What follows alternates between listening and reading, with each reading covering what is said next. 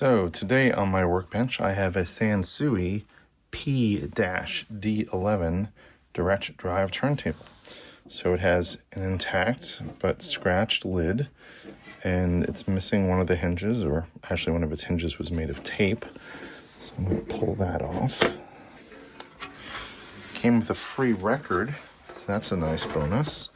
Creedence Clearwater Revival.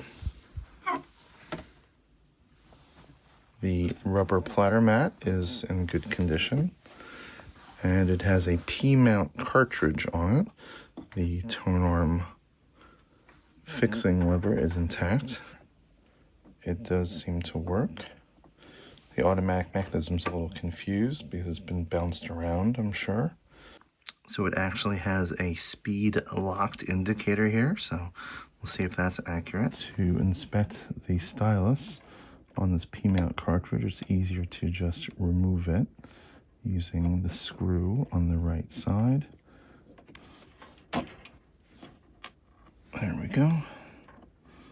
And that pulls right out. This appears to be an Audio-Technica cartridge. So let's have a look at the stylus. So I cleaned the stylus up with some distilled water and a little brush, and I think it looks just fine, so I think I'm going to reuse it. Now, if I was going to replace the cartridge, this is the modern equivalent. This is an Audio-Technica P-mount cartridge with a conical stylus. Now, there is an upgrade cartridge with an elliptical stylus, and also the elliptical stylus is available separately and would fit on this cartridge. So P-mount cartridges are pretty rare nowadays, so Audio-Technica and Grado are pretty much the only ones who make them now. I also need to order up a hinge, so this one is readily available on Amazon, so I'll get that. So I tested the speed of the turntable and it was running a little bit slow, so hopefully some lubrication will address that. So, see if I can get the platter off. Pretty easy. This actually looks pretty clean.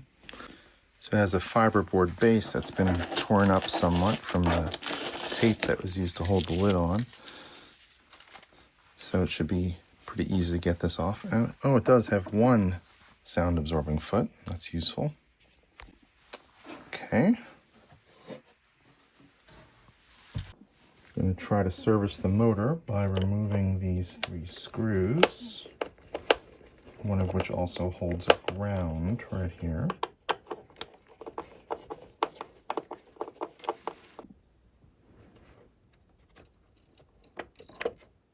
It came out rather easily. Let's see if I can pull the motor apart. Yes, and that came apart pretty easily too. I'm going to clean this up first with some dry Q-tips, and then with Q-tips with isopropyl alcohol.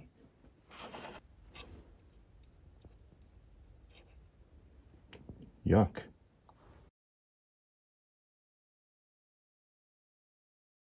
That's just so nasty in there that before I clean it up with alcohol, I'm going to use some WD-40 to try to break down that grease. Again, this is not a permanent lubricant, but it'll help get it clean. Clean both sides of the motor here with first the WD-40 and Q-tips and then alcohol, and that's a huge improvement. So I'm going to put some lubrication in here. This is 3-in-1 motor oil. Incidentally, there is not a ball bearing at the bottom of the well here.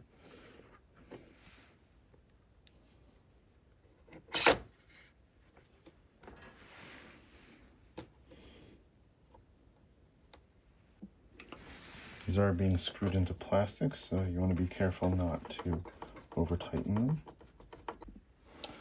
It's running smoothly and quietly, but still a little bit slow. So there's nothing here on the top, but maybe there are some speed controls on the bottom for the motor. And indeed there are 3 variable resistors labeled VR1, VR2, and VR3, but that's it. So I need to look at the service manual to see what they actually do. So it looks like VR1 is for the 33 RPM speed, VR2 is for 45, and I think that VR3 is probably for that little green light to indicate whether it's running at the right speed. So before I attempt any adjustments, I'm going to clean the variable resistors with some deoxit fader cleaner and work it back and forth. Of course, let it dry before I do anything else. So underneath, I've jacked up the turntable to give it access with a screwdriver so I can observe the speed from the top while I adjust it from the bottom. So it's best to do this after the turntable's been running for a little while, so it's kind of warmed up, so I can see what the initial speed is. And I'm going to reach underneath and turn that variable resistor VR1 to adjust it. So it looks like I'm turning it the wrong way because now it's going faster. So you don't want to make rapid movements, just turn it a tiny little bit, let the speed settle down, and then try it again either in the same direction or the opposite direction. So that's looking pretty good for 33. So now let's switch to 45. So again, it's going to take a few seconds for it to speed up and let the speed settle down before you make any tweaks. And that's looking pretty good for 45. So again, small changes, take your time. Let's switch back to 33, and that still seems to be looking good. So there really isn't very much grease in here at all, and what there is black, so it's probably a molybdenum grease, which does not seem to go bad like your white or yellow greases do. And the turntable does work, of course. So on top there's some more of that black molybdenum grease here, but it looks okay, and this mechanism seems to move fine. And again, when I mess with these, I usually mess them up, so if it works, I'm going to leave it the way it is. I am going to remove this E-clip and take off this gear for the drive of the automatic mechanism and see if I can clean the underside of that. Okay, so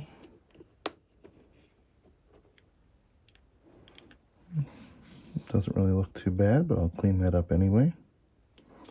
Actually, the grease in this is black too. So I wonder if the motor was actually greased rather than oiled as well. So normally I'd re-lubricate this with super lube grease, but since it seemed to have that black molybdenum grease in it, and it seemed to have worked well for a long time, might as well just use that. So this is from Tamiya, the model car company. It's used for parts on those, and it works very well. So I just put a little bit on there, not too much. Also some on the little nub that goes in the heart-shaped groove. So again, this needs to be inside this groove right here. So this curved notch on the gear goes against the drive gear on the spindle. So I'm going to manipulate the nub from below with my right hand so I can get it inside the heart-shaped groove.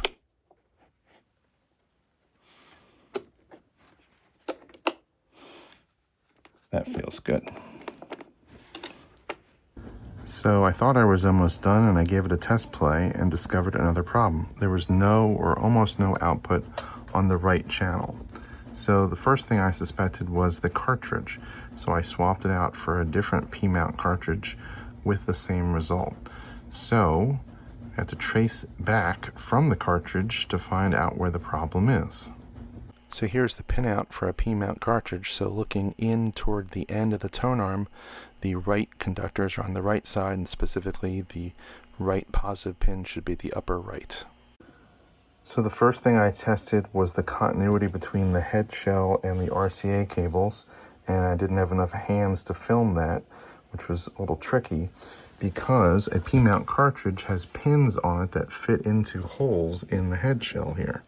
So I couldn't put my meter on pins inside the head shell, so I made myself a little probe out of a safety pin and put my meter on continuity so that I get a beep, and I did not get continuity with the upper right here, which should have been the positive for the right side. So that makes sense. So I'm going to now test the RCA cables from underneath between the ends of the cables and where they're soldered into the turntable. So I already tested the negative or white side, and that was fine. So this is the shield on the red side. That's fine. And this is the pin or signal on the red side, and I get nothing. So it is definitely the RCA cable. That's probably the best result. It does look like this may have been chewed on by a furry friend. I could explain it. So I found a cable in my collection that's about the right length, and actually one of the connectors on one end is already broken, so I can just snip these off and cut them off. Strip them back, looks like about an inch. Twist up the outer conductor into a wire. Strip the middle conductor. I'm going to unsolder the old conductors. I'm going to leave the ground in place though. I'm just going to strip the ground wire off the old cable assembly and reuse it. I'm going to tin the new wires and solder them in. I've put the new cable in the ground back through the strain relief. I've hooked it up to the amplifier, and now I've got a really bad hum. So the hum seems to be caused by this cable itself. So I'm going to have to try something different. So I went through all that again and changed the cable out, and now it sounds okay. So unknowingly, I exchanged one bad RCA cable for another. So let's see about some music.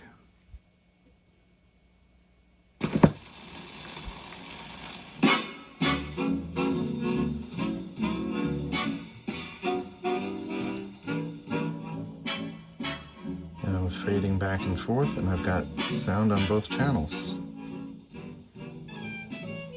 So one more thing, whether it's automatic or using the cueing lever, the tone arm is dropping way too fast. So this is the cueing mechanism under here, and the only place I noticed some sticky grease, which I thought was grease, was on this piece right here, and I think that was actually damping fluid that had leaked down. So there's really no way to apply damping fluid to the lifting shaft from above, but you can see from below where it is. It's this shaft that's surrounded by this spring.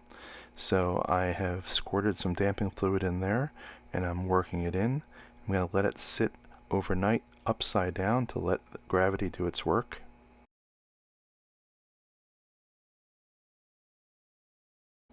It's the next day, and that is a huge improvement, both down and up. So this turntable seems like a perfect candidate for stick-on sorbethane feet because it's relatively light. So I'm using Hudson Hi-Fi 20 Durometer sorbethane domes.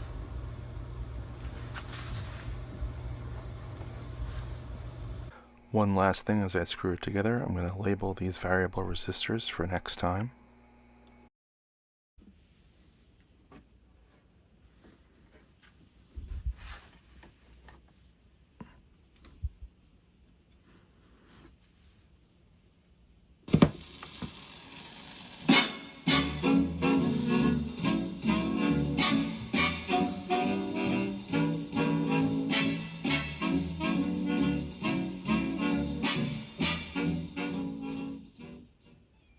So this turntable cost me all of $15, and adding on the stick-on feet and the hinge, we're still at an investment of less than $50, so I think that's a pretty good deal for a very nice basic turntable. So I did hit a couple snags along the way, so I didn't realize that the black stuff in the motor was actually grease, not dirt. I'd never seen a motor that had been greased rather than oiled before, and I replaced it with oil, so I hope that's okay, but that's what most other turntables have. And also, I think I should have just checked the RCA cables from below first before tracing through the tone arm. That was the most likely fault, and in fact what it was. So I wasted a little time there, but overall I had a lot of fun with this restoration. I hope you enjoyed watching it, and thanks for listening.